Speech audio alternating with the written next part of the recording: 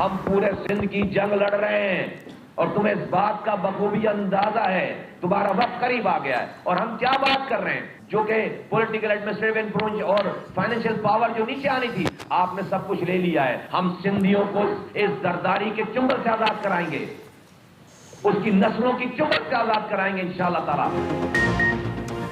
सिंध बल्दियाती कानून पर बिलावल भुट्टो के बयान के बाद ओपोजिशन का पारा हाई, पीपल्स पार्टी पर बरस पड़ी। चेयरमैन पीएसपी मुस्तफा कमाल ने कहा, पीपल्स पार्टी ताकत के नशे में फिरौन बन चुकी है। झूठ बोलकर काले कानून का दिफा करने की कोशिश हो रही है।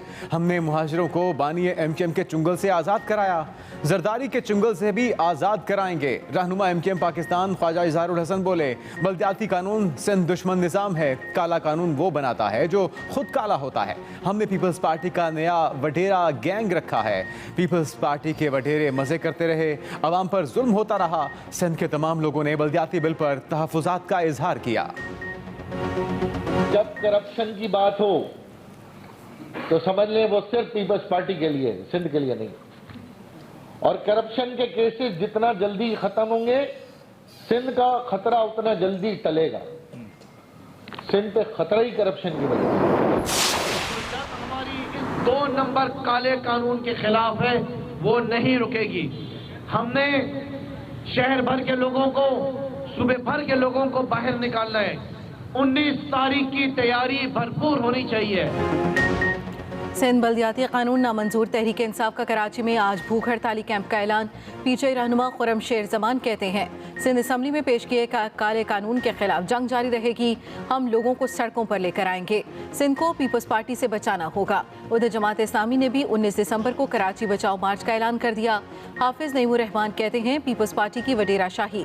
अक्सरियत ने बल्दियाती तरमीमी बिल पास किया। लिसानियत का बीज बोने पर बिलावल और वज़ीर आला सिंध अवाम से माफ़ी मांगे।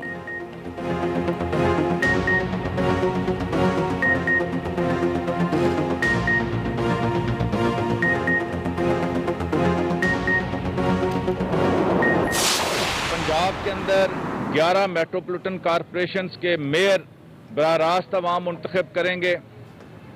इसी तरह 25 जो डिस्ट्रिक्ट काउंसिल्स हैं उनके चेयरमैन भी बराह रास्त अवाम जो है वो अपने वोटों से मुंतखब करेंगे। जो एक मुंतखब नुमाइंदा आएगा उसको political, administrative and financial powers जो हैं वो हासिल होंगी। आइंदा इंतखाबात ईवीएम पर होंगे, पंजाब हुकूमत ने फिर वाज़ेह कर दिया। सूबाई वजीर मियां महमूद रशीद और तर्जुमान पंजाब हुकूमत की न्यूज़ कॉन्फ्रेंस। कहा, 11 मेट्रोपॉलिटन के मेयर अवाम बराह रास्त मुंतखब करेंगे। तमाम इदारे मेयर के मातहत काम करेंगे। ज़िला की सतह पर 5 अथॉरिटीज़ भी डिस्ट्रिक्ट सरबराह के मातहत होंगी। हर गाँव में पंचायत काउंसिल कायम करेंगे। पंजाब में बाइख्तियार हुकूमतों का निज़ाम कायम किया जा रहा है। हसन खाबर बोले, पंजाब का बल्दियाती निज़ाम तारीखी साबित होगा। अपीलेट ट्रिब्यूनल तश्कील दिया जा रहा है।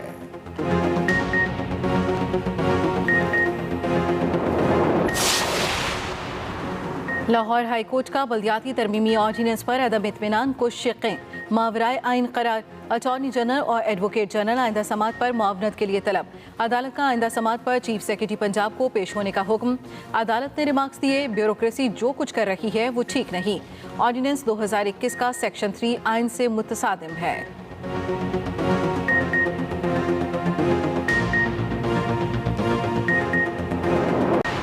मुल्क भर में सर्दी के आते ही तलबा को मौसम सरमा की छुट्टियों का इंतजार सताने लगा। छुट्टियां कब होंगी, आज फाइनल हो जाएगा। बैनुल सूबाई वज़राए तालीम कॉन्फ्रेंस तलब। सर्दियों की छुट्टियों से मुतल्लिक गौर होगा। सूबाई निज़ाम तालीम से मुतल्लिक इस्लाहात का जायजा भी लिया जाएगा।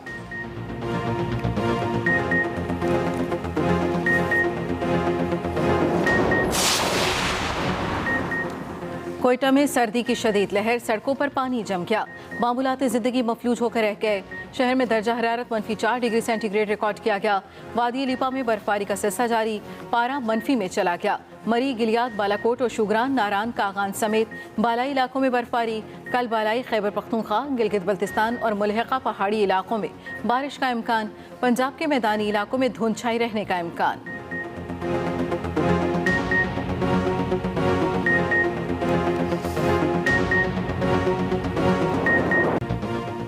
लाहौर समेत पंजाब भर में फ़ज़ाई आलूदगी और स्मॉग कम होने का नाम नहीं ले रही। लाहौर आज भी दुनिया के आलूदा तरीन शहरों में पहले नंबर पर रहा। पोलैंड का शहर क्राकोव दूसरे, बांग्लादेशी शहर ढाका तीसरे नंबर पर है।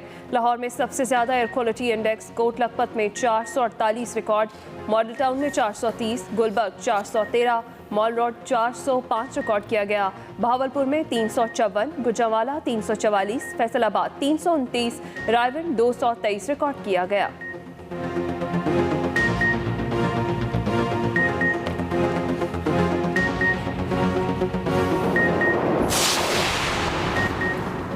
मुल्क में महंगाई का तूफान है, क्या इसे तब्दीली कहते हैं?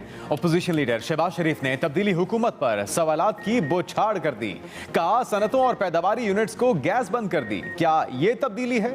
लोगों को बेरोजगार कर दिया गया, क्या ये तब्दीली लानी थी? हुकूमत अवाम से इंतकाम ले रही है। जिन्हें उमंगें थीं वो इस नाकिस कारकर्दगी पर मायूस हो चुके। हमजा शहबाज का गंदम की काश्त के मौके पर खाद बहरान पर इजहार तशवीश। कहा इक़्तिदार के नशे में धुत हुक्मरानों को किसानों के मसाइल का इदराक ही नहीं।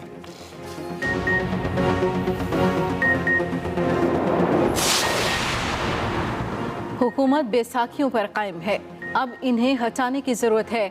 जब ये बैसाखियाँ हटेंगी सब ठीक हो जाएगा। आवाम की परवाह न करने वाले हुक्मरानों को यहाँ रहने का कोई हक नहीं। नून लीगी रहनुमा शाहिद खाकान अब्बासी की मीडिया से गुफ्तगू। कहा ये खुद कोई काम नहीं करते, दूसरों के कामों का क्रेडिट लेते हैं। स्कैंडल पर स्कैंडल हैं और चेयरमैन नैब खामोश हैं। मुल्क में महंगाई बढ़ती जा रही है। अमरीका में महंगाई 2 और पाकिस्तान में 17% बढ़ी। बिजली की कीमत में 4.5 रुपये का यकमुश्त इजाफा किया गया।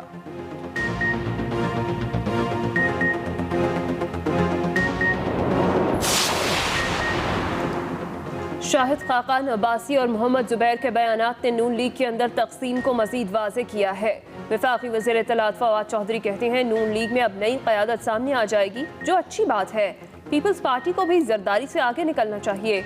वज़ीर मुमलिकत फारूक हबीब ने ट्वीट की कि एक धेले की करप्शन न करने के दावेदार अरबों रुपए की करप्शन में मुलविस निकले।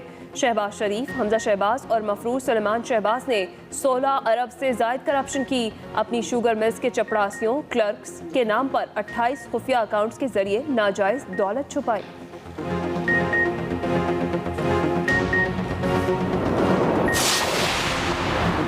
लाहौर एहतसाब अदालत में पैरागॉन स्कैंडल केस की समाअत। ख्वाजा बिरादरान और सूबाई वजीर सिब्तैन खान अदालत में पेश। कमरा अदालत के बाहर ख्वाजा साद रफीक ने PTI के सूबाई वजीर सिब्तैन खान को गले लगा लिया। सूबाई वजीर ने कहा कि हमारा आपस में कोई ज़ाती इख्तिलाफ तो है नहीं, बरमला कहता हूँ हम दोनों ने कुछ नहीं किया। ख्वाजा साद रफीक ने जवाब दिया आप मेरे भाई हो, हम सियासी बरादरी हैं, कोई ज़ाती इख्तिलाफ नहीं।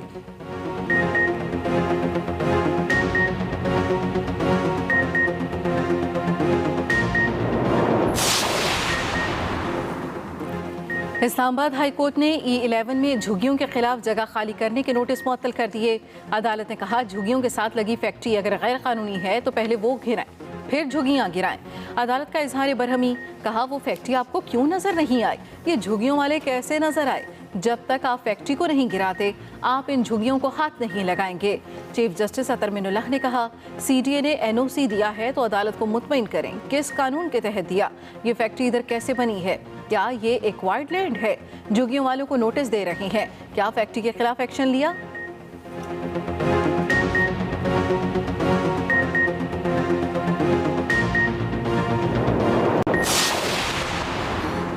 सिंध हाई कोर्ट में आगरा ताज कॉलोनी में 7 मंजिला इमारत की गैर कानूनी तामीरात के खिलाफ दरख्वास्त। अदालत ने SBC अफसरान को झाड़ पिला दी। अदालत ने गैर कानूनी तामीरात में मुलविस अफसरान के खिलाफ कार्रवाई का हुक्म दे दिया। मुलविस अफसरान के खिलाफ कार्रवाई करके रिपोर्ट पेश करने का हुक्म। अदालत ने बिल्डर्स के खिलाफ क्रिमिनल कार्रवाई का भी हुक्म दे दिया। जस्टिस जफर अहमद राजपूत ने कहा 7 मंजिला इमारत बन गई है जहां ग्राउंड +2 से ज्यादा की इजाजत नहीं।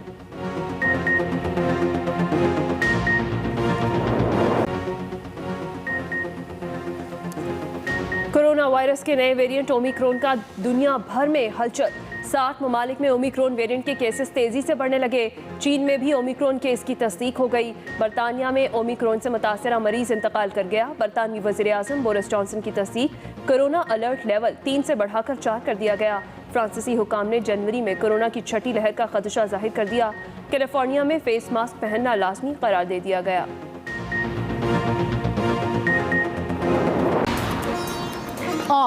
तालीम का शौक हो तो ऐसा।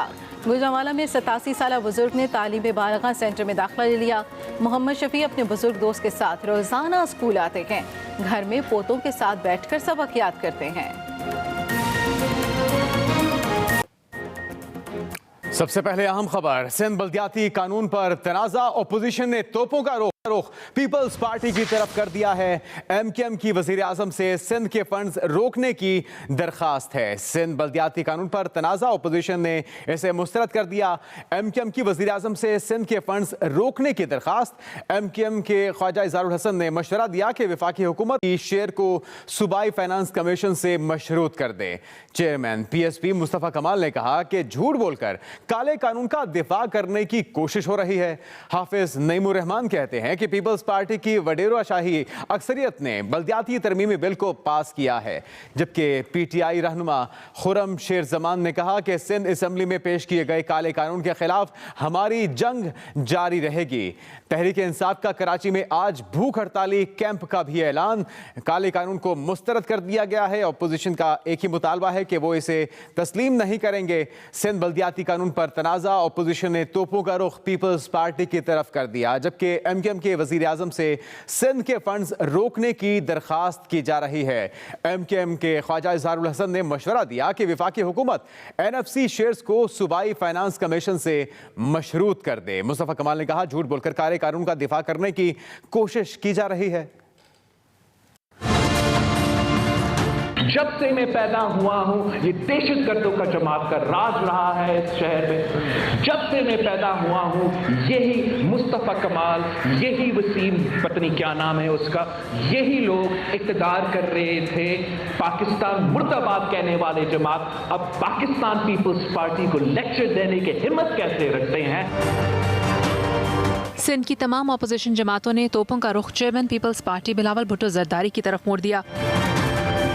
चेयरमैन पीएसपी मुस्तफा कमाल पीपल्स पार्टी पर बरस पड़े। चेयरमैन बिलावल जरदारी साहब ने स्टेटमेंट दिया और अपने काले कानून को बड़े काले तरीके से डिफेंड करने की कोशिश की। हम सिंधियों को इस जरदारी के चुंगल से आजाद कराएंगे।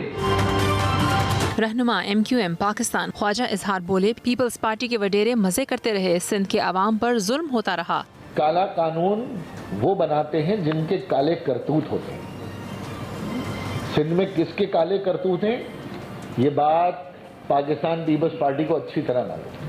पीटीआई रहनुमा खुरम शेर जमान ने कहा, सिंध को पीपल्स पार्टी से बचाना होगा। ये हक हम रखते हैं कि अगर ये 2 नंबर काले कानून आप ऐसे ऐवानों के अंदर लेकर आएंगे और सूबे को नुकसान पहुंचाएंगे तो हम खामोशी बैठेंगे।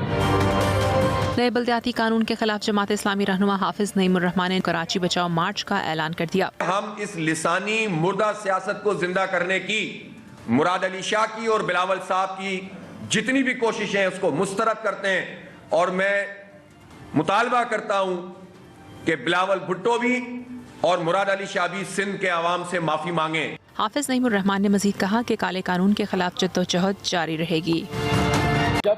सिंध बल्दियाती कानून पर तनाज़ा जारी है। अपोजिशन और सिंध हुकूमत आमने सामने, इसी पर बात कर लेते हैं एक्सप्रेस न्यूज़ के कराची से ब्यूरो चीफ सैयद फैसल हुसैन से। फैसल हुसैन, ये तनाज़ा अपोजिशन और सिंध हुकूमत के दरमियान आने वाले दिनों में क्या रुख इख्तियार कर सकता है और अपोजिशन की फंड्स को रोकने की तजवीज़ कितनी मौसर साबित होगी आपके ख्याल में? देखिए, इसमें तो कोई शक नहीं कि सूरत हाल जो है वो रोज़ बरोज़ ख़तरनाक से ख़तरनाक तर जो है वो होती चली जा रही है। अच्छा, पीपल्स पार्टी भी जो है वो अपने मौक़िफ़ पे जो है पीछे हटने को तैयार नहीं है, लेकिन जो अपोजिशन जमातें हैं, जो पीपल्स पार्टी की अपोजिशन जमातें हैं, वो सब एक, अगरचे वो मुतहद नहीं है, एक प्लेटफार्म पे नहीं है, लेकिन सबका जो है मौक़िफ़ जो है वो एक है। इस हवाले से जो कल प्रेस कॉन्फ्रेंस बिलावल साहब ने की, उसने समझ लें कि कह सकते हैं कि जलती पे जो है वो तेल डालने का काम किया। आज का दिन जो है इस हवाले से जो है वो सुबह से जो है बड़ा ही जो है वो बहुत ही सख्त दिन था। सुबह से प्रेस कॉन्फ्रेंसों का जो है वो सिलसिला शुरू हो गया। जैसे एमकेएम ने प्रेस कॉन्फ्रेंस की, उसमें ये मुतालबा किया दिया कि वफाक जो है वो सिंध गवर्नमेंट के जो है वो फंड को जो है रोक ले। फिर जमात इस्लामी की प्रेस कॉन्फ्रेंस थी, जमात इस्लामी ने 19 दिसंबर को जो है वो एक लॉन्ग मार्च का ऐलान कर दिया, बल्दियाती इदारों को बचाने के मार्च का जो है ऐलान कर दिया। फिर तहरीक इंसाफ ने जो है वो प्रेस कॉन्फ्रेंस की और भूख हड़ताल जो है वो शुरू कर दी है आज से। सबसे खतरनाक जो प्रेस कॉन्फ्रेंस थी वो PSP के सरबराह मुस्तफ़ा कमाल की थी। उन्होंने तो यहाँ तक कह दिया कि जो मौजूदा जमहूरियत अगर जमहूरियत है तो ऐसी जमहूरियत पे जो है हम लानत भेजते हैं, और अगर इस जमहूरियत की बसात को कहीं से लपेटा जाएगा तो फिर हम जो है मिठाइयाँ बांटेंगे। उनका कहना था कि अगर हुकूमत ने हमें मारने का फैसला कर लिया है तो फिर हमने भी ये फैसला कर लिया है कि मार के मरेंगे। तो ये सूरत हाल है वो रोज बरोज जो है वो खतरनाक होती चली जा रही है। सूरत हाल खतरनाक होती जा रही है। सैयद फैसल हुसैन, आपके मालूमात के मुताबिक अपोजिशन को बुनियादी तौर पे किन शिकों पर एतराज़ है जो तरमीमी बिल है बल्दियाती, और वो कौन से इख्तियारात हैं जो अपोजिशन चाहती है लेकिन इस बिल में वो शामिल नहीं? असल में किसी एक नुक्ते का इशू नहीं है। अगर पीपल्स पार्टी जैसे क्लेम कर रही है कि हमने 2013 से बेहतर निज़ाम दिया, लेकिन अपोजिशन जमातें जो हैं वो 2013 के निज़ाम को भी जो है वो तस्लीम करने को जो है वो तैयार नहीं है। वो कहती है हमें 2001 से भी ज़्यादा जो है वो बाइख्तियार, खुदकार और खुद मुख्तार जो है वो निज़ाम चाहिए, जिसमें बल्दियाती इदारों के पास मुकम्मल तौर पर इंतज़ामी और मालियाती जो है खुद मुख्तारी हो।